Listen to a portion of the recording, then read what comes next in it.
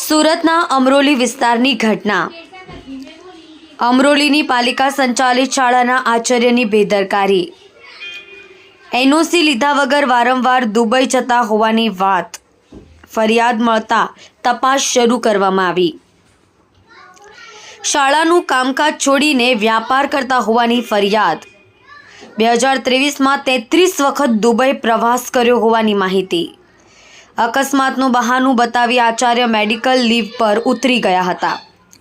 સમગ્ર મામલે શિક્ષણ મંત્રીએ તપાસના આદેશ આપ્યા। Okay roll sir. નમસ્તે। આજે સુરતમાં અને અન્ય વિસ્તારની અંદર જે શિક્ષકો વધુમાં વધુ રજા પાડી 3 મહિનાના 6 મહિનાની રજાઓ પાડીને વિદેશ જઈ ત્યાં જોબ કરે, ત્યાં બિઝનેસ કરે, આવા જૂજ ઉદાહરણો છે। લાખો શિક્ષકો ગુજરાતમાં છે।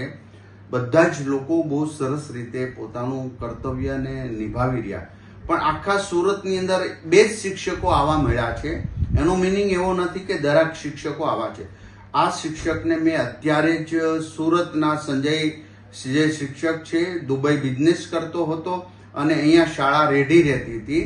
એ કાયદાનો દુરુપયોગ કરી, પોતાને મળેલા હકને દુરુપયોગ કરી, છટકબારી શોધીને આ લોકો આ રીતનું એક ભ્રષ્ટાચાર ઉપરનું એક સ્ટેપ છે। કારણ કે બાળકના વિદ્યાર્થીના શિક્ષણ ઉપર આની અસર થતી, તો એને સસ્પેન્ડ કરી દઈએ છીએ। આખા વર્ષ દરમિયાન અમે જે અભિયાન ઉપાડ્યું હતું એમાં કુલ 60 આવા લોકો નીકળ્યા હતા જે વિદેશ જતા હતા। એ તમામને બરતરફ કરી દેવાની ત્યારે પણ સૂચના આપી હતી ને હજી ગુજરાતની અંદર આની દરેક જિલ્લા શિક્ષણ અધિકારીઓને તપાસ સોંપી દીધી છે। લગભગ સંપૂર્ણપણે કોઈ જિલ્લાની અંદર આવું હવે બાકી નથી।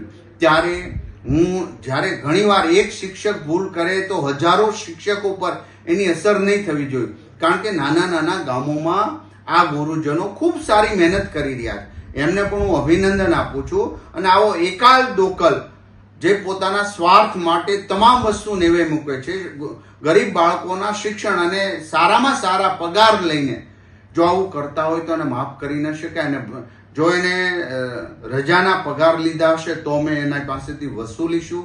અમે SCBમાં પણ કેસ કરવા માટે થતો હોય તો શાસનાધિકારીને સૂચના આપી છે અને તત્કાલ આજે એને સસ્પેન્ડ કરવાના મેં આદેશ કર્યા છે। અસ્તુ।